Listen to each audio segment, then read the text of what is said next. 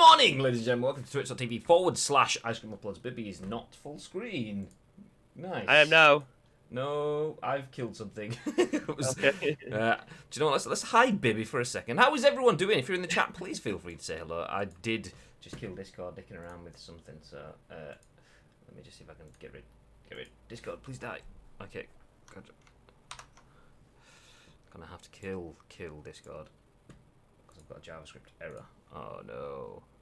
I did see someone with this JavaScript error the other day, and the only way they fixed it was to delete all files off their PC. So hopefully we don't permanently kill Bibby. But how is everyone doing? Welcome to twitch.tv/Ice Cream Uploads. My name is Graham Day, and we are going through technical difficulties, but it's fine. It's fine. Oh. There we go. There, it seems like he's back. Can we get him full screen? Let's move him over this way, and there we go. Okay, let's bring him back onto the screen. Yeah, there you go. Welcome in. If you don't know who we are, my name is Graham Day. This is the man that we call Bibby, and that is what he looks like all the time. It's not just doing something special now. That is just Bibby. There's Bibby. I'll read Bib. Hello. I notice you're wearing black and yellow, as I'm also wearing black and yellow. It's like we've styled ourselves. Yeah. Absolutely. We have the conversation every single morning. What are you wearing tonight, Graham? I don't know, baby. I think you should look like the Italian Batman, babe.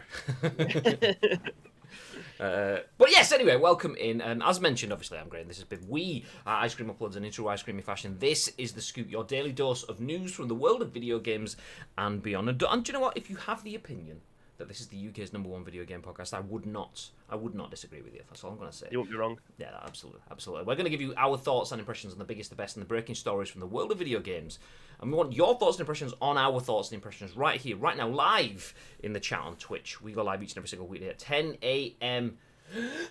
Ish. 10 a.m. ish. It's 5 to 11. 10 a.m. ish. So feel free to get involved in the chat right here, right now, each and every single weekday at 10 a.m. ish on twitch.tv/Ice Cream Uploads. And it is important that you do that because we turn this into a podcast, a video for YouTube, and an audio podcast on iTunes, Spotify, SoundCloud, and Google Play. So make sure you get involved on behalf of everyone that's listening on demand. Speaking of on demand and getting involved in the chats, let's see who's here. We have Lake, who's in early this morning. How's things, Lake? Mike says, hey, you guys. Ian, morning, gents. Lake says, playing Champ Manager 0102, still the best manager game to date. I have no opinion of that, but Bibby probably does. Gagad says, morning, gents. Gary Clark says, morning, lads. Quick stop, Hicks. No mercy. Yes, sensei. Strike first. Strike hard. No mercy. I'm wearing a Cobra Kai t-shirt. If you're listening on demand, you're thinking, what the fuck does that mean? That's what it means. So, Bib, 0102 Champ Manager. Yeah. What we say? 0102. Fantastic game. I mean, it's one of the very few championship managers that nowadays still gets an update every single year. So if you wanted to play 0102 with the game engine from back then, but you want to play with players from this era today, then you can go ahead and download a patch and play it like that. You could probably finish the season in about an hour and a half on that game. It's so fast compared to the new ones. Like the new ones, you're probably looking at about 8, 9, 10 hours to be able to complete a season. On that one, you are flying. You can finish seasons in a day.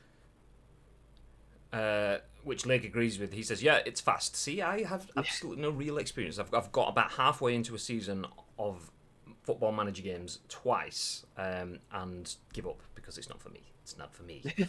But anyway, tell you what is for me. Talking about the news. Maybe we should jump into the news. Yeah, that's fine. Nice. Maybe we should. Before we do that, though, one final bit of housekeeping before we jump in. If you would like to bag yourself a copy of FIFA 21, well, good news. We are giving one away. Let me just type this in the chat. ! FIFA 21. Boop. There we go. We are giving away a copy of FIFA 21 on Monday, the 2nd of November. That is our monthly loot drop. So the start of every month, the first Monday of every month, we give a prize away to one subscriber. It's a little way that we can support the people that are supporting us with subscriptions. So we are giving that away on Monday, the 2nd of November, I believe it is. So if you're a sub, make sure you're in our Discord and you've linked stuff up, because if not, you are losing out on the opportunity to win your stuff prizes every month. This month it's FIFA, next month something new. If you aren't a sub and you can't afford a sub, don't worry about that. You can help us launch another giveaway by getting us to 2k followers. Once we hit 2k followers, we will do another giveaway. Not necessarily for FIFA, but we haven't mentioned what that will be. We'll announce when we get to 2K, but we are closing in it. So if you know anyone else that could spare a free follow, then please feel free to let them know. Anyway, now we will jump into the news. You may have seen this doing the rounds yesterday. Both Bibby and I picked it off in our own social searching yesterday because it's a shit take. But you know what? If you don't know what we're talking about, let's jump in. Also, just want to jump in with the caveat that the image in this article is actually the image in this article. It has 100% not been edited using the source code on the website whatsoever. Just saying that. 100% legit. That's all I'm saying. The fact that I'm forcing it quite a bit might indicate that it's not 100%, but it's 100% legit. That's what I'm saying. Anyway, streamers should pay game developers royalties, argues Stadia's creative director. This is written by Tom Ivan for VG. Oh, that's me and Bib! That's me and Bib in that article. What's the chances of that? There was an image of Ninja there, but Bibby, as he put the tweet out this morning, he was like, everyone else that's tweeting about this article is using an image of Shroud or Ninja or whoever. So he said, do you know what, let's have the two most famous and creative content creators the world has ever seen. So there we go. So anyway, back into the news. The subtitle says, Stadia trends worldwide following developers' comments over content licensing. So a creative director at Google Stadia has argued that content creators should pay developers and publishers royalties for streaming their games. Alex Hutchinson, who was the creative lead behind big budget games such as Far Cry 4, Assassin's Creed 3 and The Sims 2, made the statement in a series of tweets published on Thursday. The designer argued that video games are the only entertainment industry allowing content creators to stream their content without any return of profits. Hutchinson's Montreal-based studio Typhoon, which released its first game, Journey to the Savage Planet, this year, was acquired by Google to join its Stadia division. Then we have a quote within the article that says, streamers worried about getting their content pulled because they use music they didn't pay for should be more worried by the fact that they're streaming games they didn't pay for as well, he wrote. It's all gone as soon as publishers decide to enforce it. He then followed that up with a second tweet, which is in the article now. It says, the real truth is streamers should be paying the developers and publishers of the games they stream. They should be buying a license like any real business and paying for the content they use. Hutchinson's comments caused huge debate on Twitter on Thursday, with more than 15,000 comments on his post, causing Stadia to trend worldwide. Well, that's a first. Dan TDM, who is one of YouTube's most popular creators with over 23 million subscribers, criticised the Stadia developers' stance. Terrible take, he wrote. The amount of exposure streamers and YouTubers give to games just by playing them is worth major $ by itself. Some games only market through influencers now because it's so strong and works. You're also creative director at Stadia. Stadia literally paid me and many others to promote their products. Another popular streamer, Frost, wrote, game developers have the right to DMCA strike anyone streaming/uploading content of their game. They always have. The reason they don't is because it's a win-win situation where the game gets free promo and a streamer makes a living from it. Hutchinson later wrote, amazing to me that people are upset at someone saying that creators of content should be allowed to make some money. Of the money? To make... Oh, there we go. I'll start again. Amazing to me that people are upset at someone saying that creators of content should be allowed to make some of the money from other people using their content for profit. Google said in a statement, the recent tweets by Alex Hutchinson, creative director at the Montreal studio of Stadia Games and Entertainment, do not reflect those of Stadia, YouTube, or Google. Ouch! I completely missed that bottom bit, by the way. I didn't see Google to mention a statement on that, so that is amazing. That's the equivalent of someone doing the cutthroat gesture. No, not me. No. Let's just see if there's anything else in the last few lines. Richard Hogg of Hoglaw suggests the IP licensing concept is something more streamers should be aware of, noting that a surprisingly low amount of games allow users to stream and gain money via their user agreements. My primary position is that the publishers / developers have rightly seen the value in streaming and should be granting the license to stream in their EULAs, rather than hanging a sword of Damocles over everybody. But they like their sword, he wrote. Many companies give streaming rights, many more don't. This should be used as a wake-up call to streamers that they need to get those rights in their EULAs.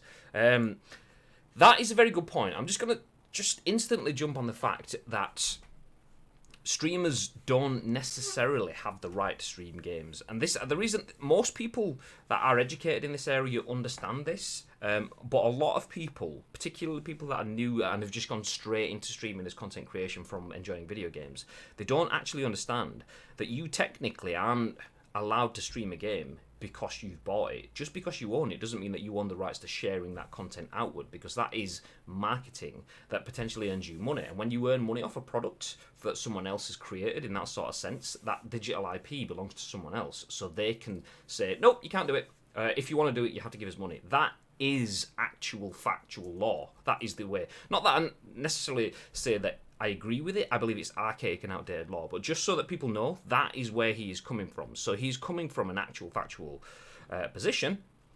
Doesn't mean it's bullshit or not bullshit. No, it doesn't mean it's not bullshit. That's what I meant to say. So Bib, streamers like these two handsome chappies at the top of this article here, should pay game developers royalties to stream their games. What are your thoughts on that statement?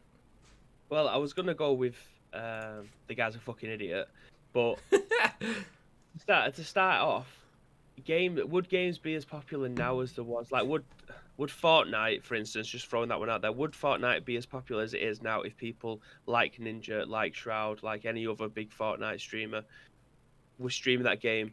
Would it be as popular as it was if they didn't? Like, games way back when on like the PlayStation 1, there's a reason why like Final Fantasy sold the amount of copies that it did. It did. Same with like Resident Evil and any other top tier game from Gran Turismo from way back when. Metal Gear Solid. I'm just the games are just coming to me. Would those games? It's funny watching Bibby just kind of like stumble down the thought tree, hitting different branches. In my head, I'm thinking, what have I got on my cabinet behind me? But yeah, would those games be as popular?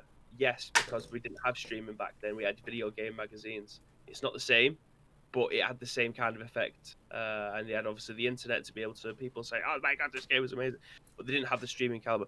I get where he's coming from. Like you said, there is rules and regulations around stuff, and I get that. But at the same time, he's a fucking idiot on the other side of the coin. Like, there is no way this day and age that unless you was NDA'd for streaming a game before the embargo day it's due, that you would not want people to be streaming your game. We've been given codes now to be able to stream. Like Asim, for instance, reached out to us and wanted us to stream PGA. I think the official term is begged. He begged. Yeah, he begged us. He begged us. He even tried to sweeten me up by sending me a box with like game codes and hats and golf balls, which I still have here. That I'm never going to use because I will lose them. But yeah, like they want to try and get exposure from people who they think are going to give them the best look at the game, rather than just bringing in press who 9 times out of 10 probably have no idea what the franchise is about or the IP or what love has gone into it, especially if it's a historical game that's getting a remaster. Rather than bringing those people in and say, yes, this game is kind of good, get the people in that really know about the franchise and try and sell the game on behalf of the marketing team. And that is like you said, it's a win-win across the board. I don't think there's any other way of being able to put a monetary value on that, especially when 9 times out of 10 the influencers are just given like press packs. They come in, they may have their flights paid for and the accommodation for the night to be able to come in and make some content of it. But I'm telling you now, like the amount of money, if you've worked in marketing, you won't even, your brain would fry with the amount of money that you would have to spend when it comes to marketing your game, whether or not it be in video game magazines, whether or not it be on articles on websites, whether or not it be billboards, where it doesn't matter. Social media posts, they're not free when it comes to trying to target audiences. So it's a literally eye-watering amount of money where you can just pay an influencer who probably loves the product anyway to come in, make it a passion project, and then sell the game on behalf of them. It's a massive win. There's a reason why people still do it and marketing companies do it, because it works. It's the fun thing is as well is the ignorance to the streaming side of it as well. Streamers should pay developers for access to their games. Okay, if that is the case, then every time a developer's game is featured on a stream, that's the same as a game featuring on TV. So every time a streamer streams a game, do we then invoice the developers then for the fact that we're using they're on our platforms as well? And there was a really good comment yesterday in response to so Dan TDM, who was in this article, Dan the Diamond Minecraft streamer. Originally, I think he's kind of dabbled in a few different things, but I think he still mains Minecraft content. I don't watch his stuff obviously, but he said not only is it a terrible take, it's a really, really good and proven system where streamers can market games for developers. Not only that, you paid me for marketing, and in response to that, I think it's Hypixel. I'm not 100% sure because I'm not obviously into the Minecraft sort of genre, but Hypixel, I think it was, is a game that's similar to Minecraft, and Dan the Diamond Minecraft, Dan TDM, did a video on their announcement. So he did like a reaction video on Hypixel's announcement video, and they responded to Dan's thing saying, okay, if Dan has to pay developers for the games, does that mean developers then should start paying content creators for exposure? Because if that is the case, Dan's video at present was 2.6 million views. We as a developer can't afford to pay for that. So if that is the case, Dan, please don't bill us because you'll put us out of business. I mean, obviously, you kind of have to take a few leaps of faith to keep that conversation run going in terms of they didn't opt into it and so on. But that's the point. That one person, one content creator at the top end, just makes a reaction video, gets 2.6 million views. A lot of indie developers will never see 2.6 million views across not just like a successful game, an unsuccessful game. Their successful games might never see 2.6 million views in content creation. So if content creators can put a game out there, then that can make a company, absolutely. So should that now start to be charged in reverse? If we make your game trend, then yeah, you owe me money now, so I will take my royalties off the back of that. I mean, that's just the top level. We can dig into that, and we will dig into it a bit further, but that just shows you how poor it is. Before we start digging in a bit further, let's jump back into the chat because I can see it's scrolling. Gary says, look at those two shaggers. Mike says, then if they want content creators... Oh, it's gone. Then if they want content creators to pay royalties, they should give them the game for fuck all then. Exactly, that's the thing. I mean, Stadia pay content creators to stream their games. Stadia have been talking about how easy it is to stream your games onto Stadia. So Stadia itself says, stream your games, share them with your communities. And now one of the creative directors at Stadia, it shows how disconnected he is from the world that he's in. When Stadia do one thing that he's criticising because they understand it's a necessary means to success, it shows you how disconnected he is from the world that he's in. When Google itself comes out and goes, yeah, forget what he said, bit of a dickhead, that guy, not our statements. So yeah, it shows you how disconnected he is. Gary says, and then they question why Stadia isn't very popular. That guy's an absolute moron. I mean, that's the thing. I mean, to be fair to Stadia, this is a dick at Stadia. I'm sorry being personal. This is a guy with a crap opinion, in my opinion, at Stadia. This isn't necessarily Stadia's fault, but guilt by association. Stadia have been badged everywhere. As soon as you look at his profile and see creative director at Stadia, it gets badged, painted with the same brush. Same thing that I said yesterday for something else. It gets painted with the same brush, and Stadia suddenly, well, that's the reason you're not making any money. You can't make any money, so you're trying to take money off other people. I was guilty of doing the exact same thing yesterday. It's not Stadia's fault, but at that point yesterday, Google hadn't come out and slapped his comments down and everything. They have now, so I'm happy to say, okay, it's not Stadia. This is just one whopper's personal opinion, and yeah, it doesn't ring true with the brand. Anyway, it's free marketing. And that's why publishers, well, the majority of them, love it when people stream their games. Look at Among Us. That came out years ago, and it wasn't popular. But then years later, a huge streamer played it, and now it's ridiculously popular because of it. I've bought so many games myself over the years after watching people streaming it, and that marketing is so valuable for publishers and developers. Asim says, not going to shit on the guy because at the end of the day, he has allowed his opinion. However, as I tweeted yesterday, ultimately it's counterproductive in the gaming world. One, free, cost-effective promotion. Free promotions for both parties. Two, encourages others to do the same. Three, spreads the good word heard about gaming to so many different people from walks of life or generations. Yeah, that's the thing. I mean, I got caught up with superlative. I call him a dick. He's not a dick. He's a guy that's He is. clearly been. I mean, you're allowed your opinion. That's the point. He's a guy that's clearly been involved in video games. What was the 432 bit? Far Cry 4, Assassin's Creed 3, Sims 2. One massive mistake at the end is what I would add on there. But yeah, absolutely is allowed his opinion, and that's the point. He is one person, so it's not necessarily Stadia's problem. And if he started saying to Stadia, actually, what was the name of the studio?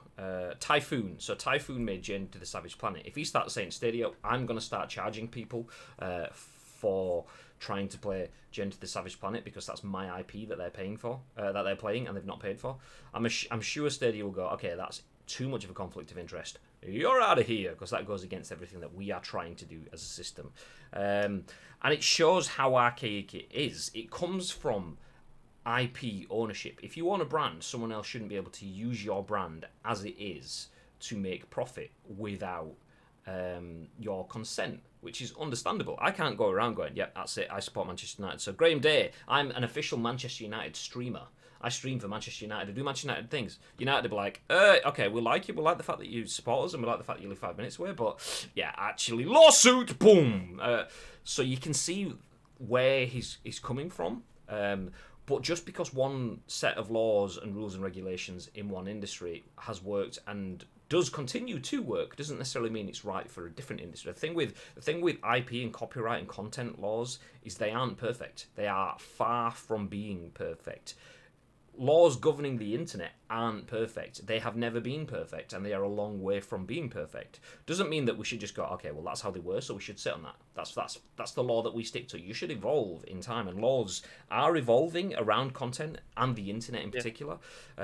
This guy, though, isn't evolving. He's saying, no, that's old school IP law. I made it. I own it. You pay me money. And it's short-sighted and greedy, in my opinion. Do you want me to tell you how much is fucked up?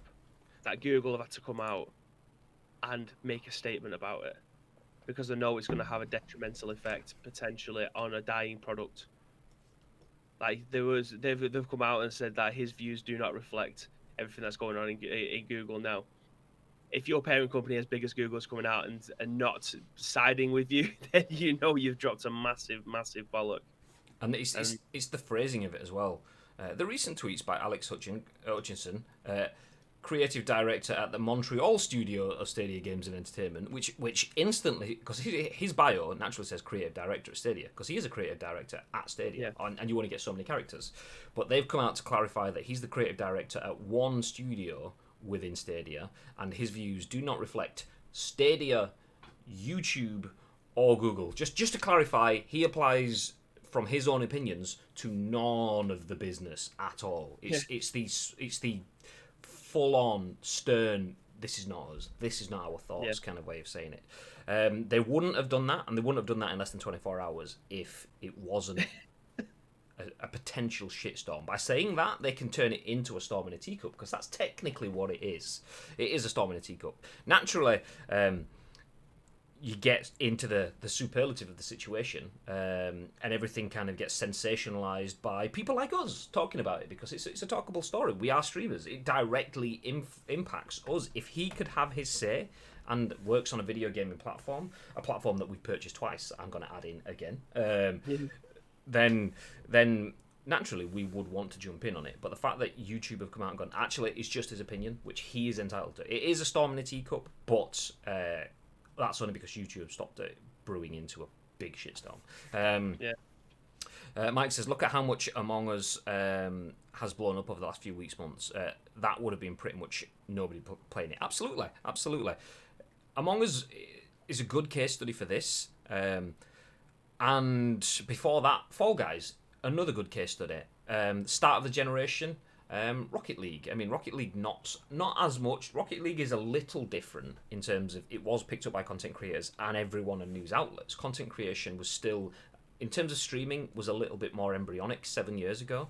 I mean, it was still very, very much advanced for those that were involved in the area, but in terms of being more mainstream, definitely not as much. But even that, it was the the power of the spoken word. It was more YouTube videos and stuff around Rocket League and what you could do in that. That's the reason why when Rocket League came out 7 years ago, you had things like the Sidemen, from a UK perspective, one of the biggest collectives in YouTube content creation, had their own little badge, flag in Rocket League. That's how big it was, because YouTube, the Sidemen, and everything all got behind this game. So Rocket League blew up because it was free. There wasn't that much to choose at the time, and content creators and everyone pushed it towards their audiences. Rocket League grew to the point where it's now something that Epic owns because they saw the value in it. That is what content creators can do. Not all the time, and there is arguments against it. I have seen, to offer some little balance to this now, I have seen there is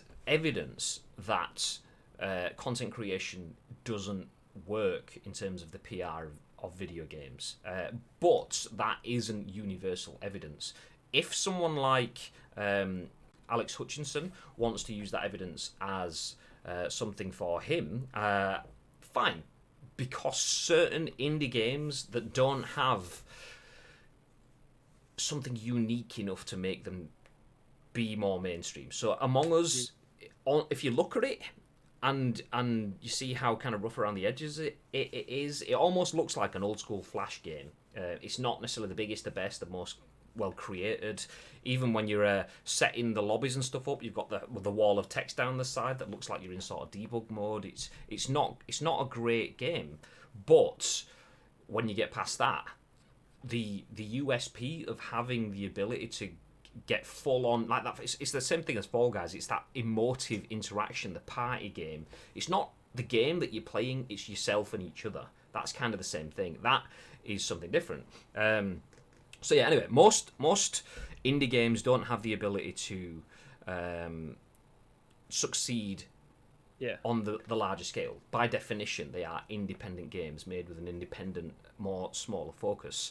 So content creation doesn't necessarily work with all indie games, because some people will share games and take all of the potential buyers away from a game by going, okay, I've shown you a game, it's literally just narrative. There is nothing that you can do to go and advance the storyline or yourself or whatever. It's literally just a narrative, and that's what it is. And now you've seen it, and now no one's going to buy it. So that potentially small audience has been essentially exhausted. There is no money there for the developers, and that there is evidence that does happen, but that is definitely not on the wide scale. So yeah, he's probably coming from the angle of developers and publishers should actually pay to play, but he's worked with big games as well. So if Journey to the Savage Planet is something that's a bit smaller, that's a bit more niche, that might potentially be at risk of content creators strangling, then you can kind of see his points coming from there. But he's also worked on Far Cry 4, Assassin's Creed 3, and The Sims 2, which will have all done mega amounts of marketing and influencer investments. So I just don't understand where he's coming from with that sense at this point in time. Anyway, something like what this dude is suggesting is just putting a huge gate around a large portion of the gaming world. Not good, says Asim.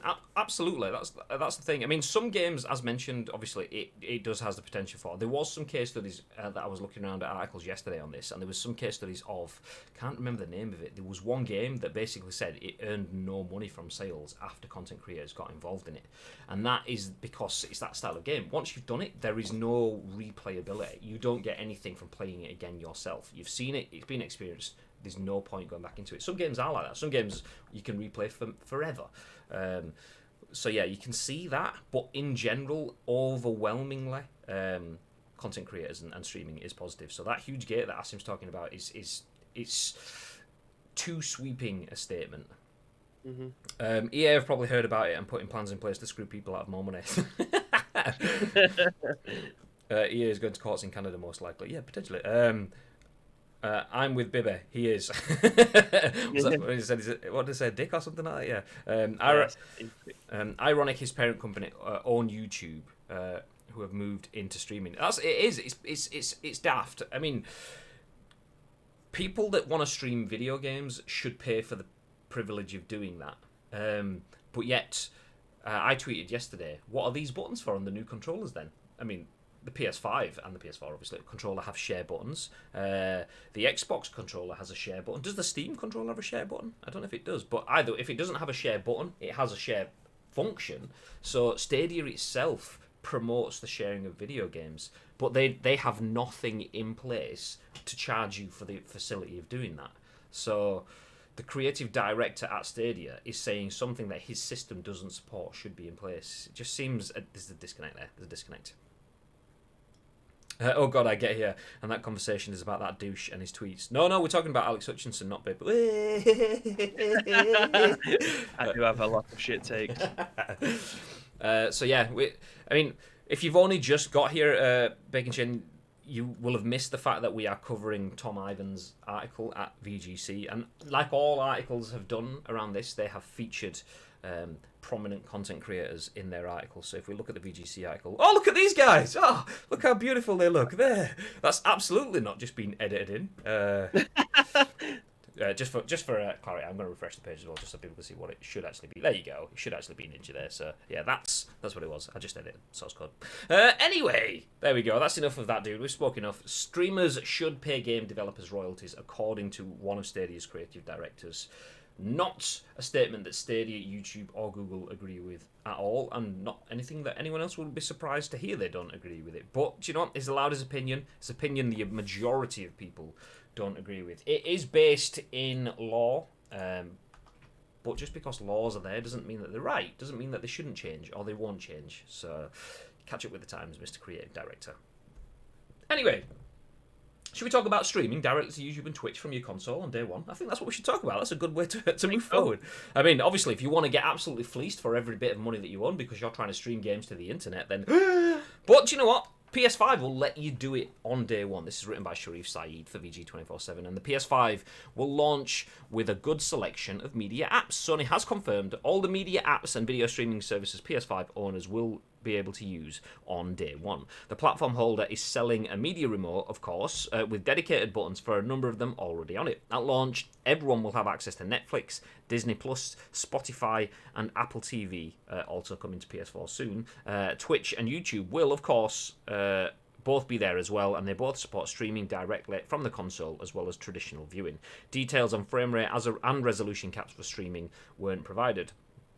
Down the line, Amazon Prime Video, Hulu, Peacock, MyCanal, and others will arrive. I mean, Peacock and MyCanal sounds like I'm being absolutely cute. I mean, I'm guessing... I've never heard of them before. I mean, I'm guessing MyCanal is French from Canal Plus, which is like... Is it Channel Plus is the translation? So it looks like Sky. Yeah.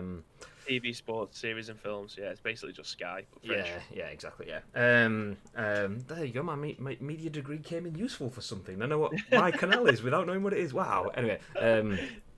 So back to the start again. Down the line, Amazon Prime Video, Hulu, Peacock, and MyCanal, and others will arrive, though Sony didn't offer a specific date there. As revealed in the recent first look at PS5 user interface, media will have a dedicated space away from games on the homepage, which you can easily get to at any point. Curiously, Sony says you won't even have to download these apps from the PlayStation Store. They're going to be immediately available under the Media tab. It'll be interesting to see if app install files are simply bundled with the OS/future firmware updates. Those who listen to a lot of Spotify on their consoles will also be happy to know that the Music Control Center has been revamped to make it easier to pause, skip, and switch between channels. As always, our PS5 pre-order guide is a good place to start if you're looking to get a console on day one. Basically, the pre-order guide is... You're not getting a console on day one. There you go. No, there probably will be other ways to do it, but check it out if you want to see. Gary Clark says, Shaggers!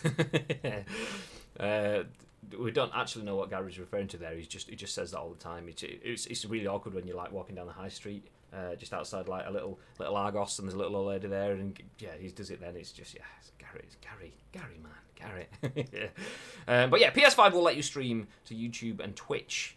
Nice. Particularly the latter. Directly from the console on day one. Big thoughts? I love this. Again, it's nice to have a media center, but unfortunately, this doesn't really work for me. If my PlayStation is in the front room, then absolutely. But when it's upstairs in the bedroom, like it is now, my PlayStation is connected to my Elgato, and I have to turn that off to be able to unplug my Elgato and turn off HDCP. Is it?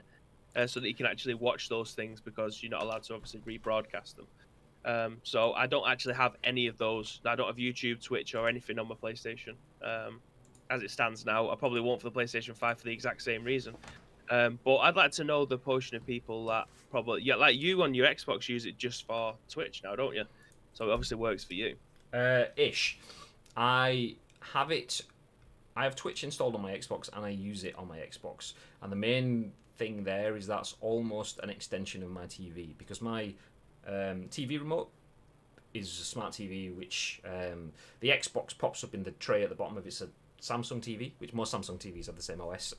But my remote is a smart remote as well. So my smart remote can control other devices. So I can control Sky and my Xbox and my TV through my TV remote. So I just go to the Xbox tile, click on that, and blah, blah, blah, my Xbox turns on. So yes, it does have it on there, but I don't use my Xbox as an Xbox. It's a Twitch box. So yeah, I don't really use it for anything else. It's just sat there so I can watch Twitch on the TV. So yeah, that does exist. I must agree. Who uses their PS5 as a media center? Maybe it's not necessarily for us. Maybe this is for people that have smaller setups. Maybe the people that might live in a flat. Maybe the people that might live at home still that don't necessarily have the living room set up, but you've got the bedroom set up kind of thing. Maybe having that one box as the bit of everything is more useful. And I'm sat here with a PS4 Pro and a PC plus my phone and everything in this room, so it's kind of irrelevant to me in that sort of sense. So maybe it's not necessarily directed at me. What I will say from my perspective though is a remote that comes with pre-programmed buttons like that just doesn't interest me, because who had a Spotify account 7 years ago? Some people probably did. Most people didn't. Who used? I'm trying to think. Like Disney Plus 7 years ago, it didn't exist. Who used Apple TV 7 years ago? It didn't exist. So what's to say that we're going to still be using them at that same size or scale in 7 years' time? And not only 7 years' time, we might still be using them, but they might not be the big things that are there. So if I have buttons on a remote, I'd like to have a 1, 2, 3, 4 that I can program to go straight to Twitch and straight to YouTube and so on. I'd never want a button that takes me straight to Netflix because, yeah, all right, I'm watching that now. But if Netflix suddenly shits the bed and has no content or makes really bad decisions or the price goes up and I don't use it, then it's a useless waste of space on my controller. And not only that, what if I have Netflix, but I'm not asked at Disney Plus because they charge 20 quid to watch a new film? Or maybe I take a political stance on like the Mulan actor supporting like her position in the Hong Kong protests and so on. Maybe I just got fuck Disney Plus. I'm not having that. Then that's another wasted button. So I like the idea of the remotes. I'm just not. Why give me branded buttons? Don't do it. Don't do it. Yeah. Mike says you can stream from the Xbox One to Twitch already. People like me have about 4 foot to move around in. Well, there's that. There is that. Yeah, I had this issue with the Roku box. Came with buttons for services that didn't exist anymore. Yeah, I mean, you can see it. It's probably a marketing thing. They've probably put some money into the pockets there. Like, as in, okay, we will give you either a higher market share, revenue share. That's the word I'm looking for. So if people spend 20 quid on the Disney film, okay, we as Disney Plus will get 18, and you as PlayStation, as they're providing this one, get 2 usually, but we'll give you 5 or whatever. Maybe they've put a bit bigger market share for inclusion and things like that as an idea that will help then boost the install base of it going forward. But yeah, it's just not for me. It's a very commercial thing that I just don't feel has long-term views in mind, so it's not for me. Yeah. I think the buttons on the PS5 remote are programmable. I might have dreamed that up though, but I'm sure I read it somewhere. I mean, see if I can find it. It's not so much that, like, I would love them to be programmable. PS5 remote control images. Yeah, it's not so much that they're not programmable. It's this. Like, it's the fact that the remote has that Netflix, YouTube, Spotify, Disney Plus button. Disney Plus is decent, but I must admit it's decent now. It's kind of like Sky. I watched Onward last week. I didn't watch anything for about a month, maybe more, on Disney Plus. I will watch it next week. every week, once a week for 1 hour for about 8 weeks when Mandalorian comes out. Absolutely. Yeah. Let's go, Baby Yoda. But after that, what am I going to watch again? So maybe I think, do you know what? Sod it. I'm just going to kill my membership. I'll come back in a year's time when they have more stuff that's built up again. So that's just it's a branded button that then just becomes irrelevant. Spotify, what if Apple Music suddenly changes the game and has some sort of integration into Twitch or something, and me as a content creator can get access to streamer libraries and so on? Spotify becomes irrelevant. Oh, okay, well that's another button that's kaput. YouTube, I never use on my TV because it's a horrible experience. I use YouTube every day when I'm sat on my PC, but on my TV or on my PlayStation, no thank you. So that button I'm probably not going to use, despite YouTube being one of the most widely used sources on the internet that I use. I will not use that button. So yeah, that's my issue with the remote. These, get out of here. Get out of here. Just give me a programmable thing. Nice. First place positioning means they paid the big dollars. Absolutely, and that's what it is. It's a marketing tool as well as a functional tool. Where did we get to? Bigger is games as live service that goes dead in 1 year or two because it sucks. As in, I don't. You think live service games are going to die? How do you mean? Explain. Tell me a bit more. I'm just not quite. No, I'm not getting it. They're already in. Oh, okay, I get you. I mean, I think that's probably up for debate. Or there you go. It is up for debate, as Robert Daniel says. Games as a service in general is a lot Like a bigger. live service game. Yeah. So live service gaming is much more prevalent and much more advanced than it ever has been. That I think using specific games like Marvel Heroes at the brink of death, I think certain games will die. I mean, the thing with any game has a shelf life in theory. Live service does help to extend that, but it's still difficult to continue a game forever, even with live service.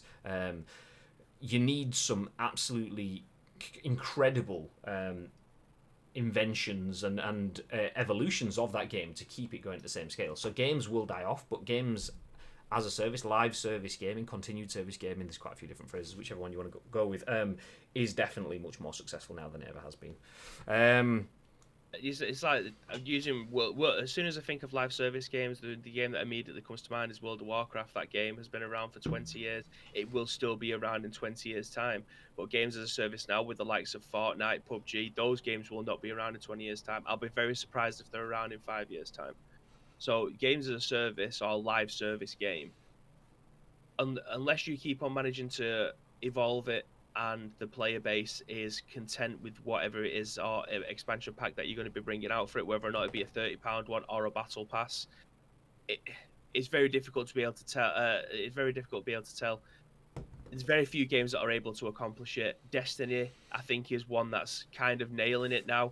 They kind of fell off a little bit at the beginning of Destiny 2, as Destiny 1 eventually became a very, very, very good game. Destiny 2 came out and didn't have half the features that the first one had, and it's taken a long time to be able to get back up there. That now as a live service game is phenomenal with what's available to you. Elder Scrolls Online, one of my favorite games ever. It started off so poor. I bought it, hated it, took it back. 4 years later, came back. The game is completely different. Like, it's a completely different game than what came out of the box originally. That has got better as the live service has progressed. It's very rare that these games can come back from the brink of that. No Man's Sky is another one. That game now, if it got rescored, I imagine would be infinitely better than it originally got. It takes a lot to be able to get them there. If they have the time, if they don't, then unfortunately they're not going to be there. But it's just the way it is. Games don't last forever unless they keep on managing to evolve and adapt over time. And not only that, there's a difference thing. I mean, you made kind of a different comment in there as well. Where's it gone now? I've got games that don't get tied down to accounts or companies. I can play them for 30 years down the line. I mean, that is a different element there, though. Just because that game stays alive, that's comparing apples and oranges in that sort of sense. So that, yeah, chances are a game that requires you to be online and linked to a server, the chances are you're probably not going to be able to play that in 30 years' time. But that's kind of the nature of the beast. You're paying and playing a different system there. You're not playing something that's an offline element. I get the point there that you're saying in that sort of sense it will die. Yeah, chances are most of the games that we play that are continued service, live service games now won't be there in 30 years' time, because I mean in 30 years' time we're not even going to have controllers. We're just going to it's going to be built into our eyelids and we just close Ready our Player eyes. One. Yeah, exactly. Not even that. So yeah, I mean, but even still, that game that you've got 30 years' time, just because you can still play that, I mean, will we have TVs in 30 years? I mean, will you be able to link it up in that sort of sense? And there's all those sort of questions with it. So yeah, in that sense, that Ryan's making there is different from what we're talking about, though, because I think what he's stating is multiplayer on games that servers end up dying. Yeah, that's always going to happen because it's not a live service game. It's just a game that has multiplayer. A live service game would be one that you pay 9 times out of 10 a monthly subscription for to keep maintaining that game, or it's just a game that you have to buy expansion packs for. Having a game that's got a multiplayer server that eventually comes down. Who remembers Mag on the PS3? Phenomenal game. It didn't get the justice. It didn't get the rapport that it should have done. Fantastic game. Servers died. You can't play that game anymore. It's strictly multiplayer. But to have a multiplayer server on a game, yeah, of course, eventually that's going to die. I will not class that as a live service game. Yeah, that's just an online element to it. But yeah, I mean, let's jump back to the chat now because it is moving pretty quickly. Daniel says, depends how you view games as a live service. Well, let's look at one which nearly died completely but came back, Rainbow Six Siege. I mean, that's a huge example. I mean, innovation. The way that Ubisoft innovated in that have changed Siege, and they've evolved to the point where it's approaching the upper echelons of esports now. It's on the verge of cracking into the fabled top tier. Maybe not that close, but it's still up there. It's still up there. Rise says companies remove private servers for a reason. Robert Daniel says, not sure the relevance of that. To control what you buy. Technology advanced so much, no dedicated private servers. I don't think it is, because I have multiplayer games that are 20 years old. I can play multiplayer still because I host private servers. I mean, yeah. These are all different elements, though. I think we've got quite a lot of different conversation strings here. Not all live service games rely solely on dev publisher run services. David says Star Citizen's still alive, and that's been in beta for 8 years. We actually spoke to a bloke in Gamescom about this, didn't we? There was me, you, Mark, and was it Jamie? I was speaking to a guy that was playing Star Citizen. Was it Star Citizen? It was the dude in the pub, wasn't it? In the pub when we watched the dude in the pub, and he was absolutely livid that it must have been this, because he was complaining about it being an alpha, and he said he just used to go on and shit on people, like he just used to shit talk them constantly. Like, is he an American dude? He was, yeah. Two American dudes from Texas. They were based just outside Cologne. I think it was it military? They were doing some sort of technical stuff for the military or something like that. Maybe he used to be military. Anyway, some dude. Yeah. But yeah, I think. What's the difference between multiplayer game and live service? Well, you can have a live service game that doesn't require you to play with any other players as well. You can have single player progression stuff online, but tied to servers, and so on. I mean, I definitely. I know the answer to that. What's that? So a live service game there's two. So you've got games like World of Warcraft that was specifically designed to be live service. There was games that were built to be a multiplayer experience that got bigger and bigger and bigger. You had to buy expansions to continue playing these games, but it was always online. Like, you can't play World of Warcraft offline. They are games on a server it's mostly MMOs. That is a live service game. Multiplayer games with online elements are a completely different kettle of beans. They're your Call of Duties. You can't play, well, you can now because they remastered it, but you can't play Call of Duty 4 online unless they're a private server that someone's paid for. I can't go and play PES 6 on my PS2 because those servers have been taken off. I can't even play PES 15 on my PS4 because the servers have been turned off. Those are games that come with online multiplayer elements that are never classed as online service games. That's the difference. In my eyes, that's the difference. Rice says, I can play Call of Duty 1 and 2 with private servers, not paying anything. It's a private service. It's a private server. But that private server is nothing to do with the brand. But that's a completely different thing. Having a private server isn't a live service. A live service is where you get added content, and that content as with most digital content, is tied to availability. Could have short-term license restrictions and whatever. That's all kind of irrelevant. But I think the sweeping statement of live service is shit is definitely one that is correct and wrong at the same time. It's correct because you believe it, and yeah, exactly. It's incorrect because the majority of the games that I play are live service games that, yeah, I'm not going to be able to play them in 10 to 20 years' time, but it's a game that matters for me right now. A game that I can play in 10 to 20 years' time isn't necessarily going to be pushing the envelope for me. Yeah, great, I can do my story mode and I can play it again in 20 years' time, and it's going to be the same game. Live service offers me, from my perspective, an evolving format, be that short-term mods, be that new content and DLC and skins. The live service element is where the games are provided with support and ongoing content and whatever from brands. So yeah, I think we're probably best to put a pin in it there. But you're going into different avenues. So having private servers is not necessarily a slight on live service. That's something different. Anyway,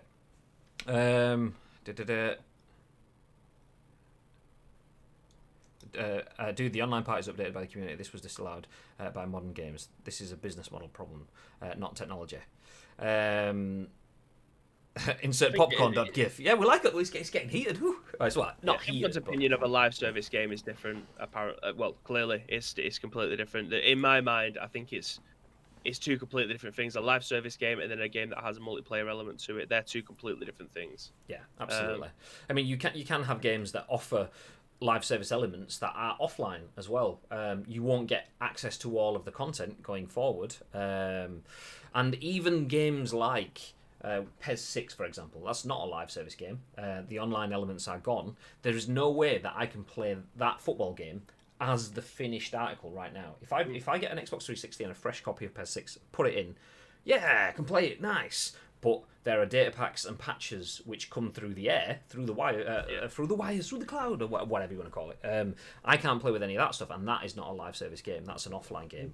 But anyway, let's. Speaking of Xboxes. His last comment, I agree with him, and I don't understand why he thinks that I don't agree with him. Live service is not a game type, but it's a business model. I've never denied that. I have absolutely never denied it. The only way World of Warcraft is still going now is because it's popular and people are playing it and still want to pay money for it. It's a business model. If no one bought it, the game would die. And I've never once disagreed with that. But it's still a game that has a live service model, like regardless. They haven't brought World of Warcraft 2 out. Do you know what I mean? It's just World of Warcraft and then the expansion pack. They've gone back to classic WoW, but they haven't brought out a second one. You're right, it is a business model. I've never once denied that. But I think the difference is one is an everlasting game. The other one is a game that has died, but you're having to pay for private servers, or you might find a way of hosting a game that has a private server yourself without having to pay for it. But they're still in my eyes, two completely different things still. Bacon Chin. Through the wires, Old Man G. Yeah, it's because I was thinking in my mind of like Xbox 360 having to pretty much always plug that in. They did do the Xbox 360 Wi-Fi adapter, which was an incredibly expensive and piece of equipment because I had to buy literally five. I went to the Argos store that was close to where I used to work at the time, bought a Wi-Fi adapter, plugged it in, didn't work, thought there was something wrong. Borrowed my mate's, worked fine, so I took mine back. Got another one, plugged it in, didn't work. Borrowed my mate's again, yeah, that still worked, so I had to take it back. And I did this 5 times. Argos must have got a dodgy batch of them. And then I went looking online and realised that it was a widespread thing. They were just really badly manufactured. So, yeah, in my mind, Xbox needs a wire. So that's where the Through the Wires was. Anyway, enough of that tangent. Speaking of Xboxes, we'll put a pin in this story because it's hard to have a conversation in Twitch chat because Rai clearly has some comments that he wants to make, but obviously it's segregated and there's only so much you can do within a Twitch chat. So let's jump forward as the next news article, speaking of Xbox, is the Xbox Series X and S consoles have been pictured starting to arrive at Target stores. So this follows on from yesterday's article that PS5 peripherals and accessories have now started to arrive in store. This one's looking at Xbox, written by Tom Ivan at VGC. It says PS5 DualSense controllers and headsets have also been shipped to the retailer. I've just said that, Tom. God, keep up. Images reportedly showing Xbox Series X and S consoles received by a Target store in the United States have been published online. Redditor G. James Austin said the pictures below were taken moments after the Target where they worked received a shipment of 10 Xbox Series X consoles and 8 Xbox Series S units. They said their branch has yet to inform employees when it will be able to let customers start ordering consoles for in-store pickup. The store has also received some PlayStation 5 DualSense controllers and headsets, they said. There we go. So up at the top, Xbox Series X and the Xbox Series S consoles. So launching worldwide on November 10th, Xbox Series X is priced at $449 and the Series S is $249. That's obviously in pounds because we're in the UK. Do you know what? We don't need to cover the rest of the stuff. I think that kind of says itself. So, unsurprisingly, we're only 17-ish days, I think it is, from the Xbox launching. So less than 3 weeks. Unsurprising that stores are starting to receive them. Usually around 2 weeks in advance. But yeah, there we go. What have you got a smile on your face for? What are you smiling at? This Target, for a brand new console that's coming out, has got 18 Xboxes. It's incredible, isn't it? I mean, that will probably just be the first batch. It has to. You kind of feel that has to be the first batch. You'd hope so. Like, there's going to be more than 18 people around that area that's pre-ordered it from Target. I'm telling you now, that is amazing. Just 18. That, like I say, it must just be the first container that's come in, and they've just gone, "Oh my God, they're here!" and they just start taking pictures of it. But yeah, a bit mental. 18 consoles for the entirety of that area around that Target. Do you know what comes to mind when we mention this? A conversation I was having with Gary, who's in the chat, and he was talking about midnight openings. Does anyone still do midnight openings and things before for like CODs and so on? And then I started posting pictures of a COD event in London. But all that doesn't, it's not what it reminds me of. It reminds me of one comment Gary said. There was a queue. The last thing, I don't know if it was the last thing he went to or if it was just one of the previous ones, but he went to a GTA midnight opening and the queue was massive. I don't think they had enough stock. But the guy that got served first got jumped after he left the store. Some people beat him up and took his game off him. So for GTA, yeah. It's so apt. So I mean that is horrendous for a game. This is a brand new console for 7 years of gaming. You literally need to believe in it, is there? You need to be leaving with an armored truck. You need like Vince McMahon kind of bodyguards around you with the arms swaying to make sure that you can leave, because this is just, that is issues waiting to happen. 18 consoles. There's no bag going to be big enough to try and cover this either, is there? You can't exactly put it in like a Primark bag. It's the console's absolutely massive. People are going to spot you from a mile away. Yeah. So yeah, I don't think it's. I'm glad I got a delivery driver. I don't think it's anything even hiding it either. I think it's more the man job to pick it up. You walk out of the store and it's absolutely going to be that meme of the kid with a drink in his hand where he's kind of like. Eyes like, look, you're going to be there, but rather than having the drink in your hand, you're going to be there with the Series X. Some guy who wants the Series X, he's 19th in line. He's been sat there for 3 hours, only just counted how many back he is. He's looking at you with your Series X in his hand, thinking, I really want that. You're looking at him with your Series X in your hand, eyes going backwards and forwards, going, well, I really want this. I also don't want an ass kicking. So it's like it's the oh shit. So yeah, if you're going out for a console on launch day, do you know what? May the odds ever be in your favour. That's the only thing we say. Hunger Games it up. It's going to be one of those days. The Xbox Series SX packaging is beautiful, says Gary. I'll still not be able to get my hands on one, says Robert Daniel. I think the only thing you can do is well, brave what we've just been talking about. Then I think there may be some stuff coming online.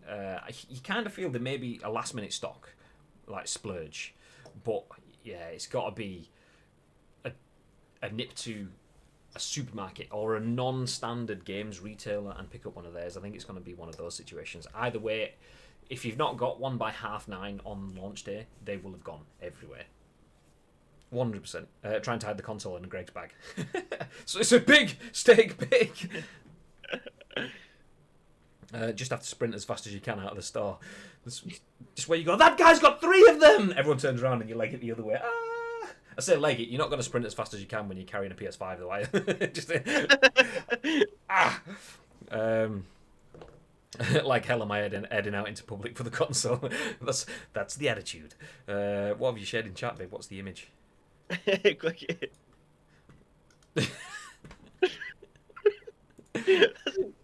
Just started trying to. I'm just going picking my PS5 up, 2-man job. Just carrying it through the front door. Pivot! Nothing to see here. Pivot! Pivot! It's like, to me, to you, to me.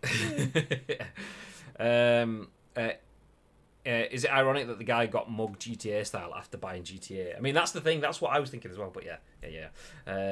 Yes, me to PSU. Me to PSU. To me to PSU. Hey. Anyway, if you can't get your hands on an Xbox Series X or a PS5 or whatever, then don't worry. You've all got a PC, right? I'm just assuming you have because that fits into the next story, so just say yes. Yes, nice, great. Okay, well, then the next story. If you can't get yourselves a PS5 or an Xbox Series X, but you want to play some games over the next few months, then we'll keep your eyes on the Epic Games Store. We tend to follow up with the Epic Games Store's articles towards the end of the week because Thursday we usually get a refresh, some new free games and stuff coming, but this one is about the Epic Games Store's Halloween sale, which is now live with savings of up to 75%. Written by Tom Ivan at VGC. It says promotions running until November 5th. So the Epic Games Store has launched the Halloween sale featuring discounts of up to 75% off until November 5th. So if you have a PC, grab yourself some baggins. Anyway, rather than focus purely on scary games, the promotion includes savings on titles from across the digital marketplace. Discounts include Hades, which has 20% off at $15.19, Crisis Remastered, 35% off at $18.19, Dead Cells, 40% off for $11.99, World War Z Game of the Year, Death Stranding, and Star Wars Jedi Fallen Order all in there as well. I won't keep reading out numbers because it'll just turn into like banner blindness, but with numbers. Anyway, Rocket League recently adopted a free-to-play model on all platforms following its move from Steam to the Epic Games Store, and the Epic Games Store's version of Psyonix VR. Do you know, actually, that's just all just stuff. But there is an Epic Games Store sale with 75% off. I also want to mention that next week's free game is a good one, but I can't remember what it is. Have you opened up the Epic Games launch? Have you seen what it is? I was talking with Mark about it yesterday. Blair Witch and... Shit, what is it? Yeah. No, it wasn't Layers of Fear 2. Ghostbusters. There you go, that was it. So Ghostbusters is going to be free on Epic Games next week. So do you know what? They got Halloween sale for 75% off in Halloween-y fashion. If you want to get some ghosts, if you ain't afraid of no ghosts, or maybe you are and you need someone else that isn't, then Ghostbusters is the free game next week on the Epic Games Store. So check it out. Well, that's the news. That's the news of not just the day, the week. We are done with the scoop for the week. Thank you everyone for being involved in the chat. Thank you particularly to Rai and Daniel for the heavy conversation on live service and not. We do like a conversation where people are passionate. It's good. It's nice. Thank you very much. Bacon Chin, obviously, for mentioning Greg's, because I mean that as well, and everyone else that's been in the chat. Thank you very much. We are going to drop off, as I did before we start the show, just a couple of reminders. We are giving away a copy of FIFA 21 to one subscriber on Monday, the 2nd of November. That's our loot drop. At the start of every month, we give a prize away to subs. Just a little bit of a thank you for supporting the channel. Obviously, we don't get paid to do this. We work in the games industry, but this is a side gig, so we don't get paid for it. The subs do help us, and that's one way that we like to give back. We're almost at 2,000 followers on the channel, so if you help us get to 2k, we will do a giveaway. Once we hit 2k, we will do a giveaway for another prize to be announced. So if you're lurking, if you're watching, if you like what you see, please feel free to hit follow in the channel right now. Before we do disappear, though, Mr. Bibb, who looks like he's typing, he's got his concentration face on. Is there anything else that you would like to add? Yes, of course, as this is the last show this week. I know, it's unfortunate. But if you do see any video game news over the weekend, then please get in contact with us. There's two ways that you can do that. First of all, find us on social media. It's at Ice Cream Uploads across absolutely everything. Second of all, join our Discord. There's an area in the left-hand side in the category section that says The Scoop. All we need you to do is drop in the link to the article, as well as your thoughts and impressions. We will then give our thoughts and impressions on the very next show, which will be at what time? On Monday morning, Mr. Graham Day. The very next show will be at 10 a.m. Ish, as it says in the chat. Hey, late dropping the ish as well. So 10 a.m. ish. Obviously, just to clarify, we aim to go live at 10 a.m, but we do work, so it fits in around that, which is where the ish comes from, just in case you didn't know. Anyway, we are going to drop off, but we will be back very, very soon with the next episode of Masters of the League. That's our PC modded Master League on PES. So feel free to stick around in the channel. We're back in about 20 minutes. We'll go offline and jump back on again with that. So if you want to see some football fun times, you want to see us close out the season, then make sure you come back for that. Until then, have yourselves a fantastic day, and in ice creamy fashion, make sure you stay frosty. You stay frosty!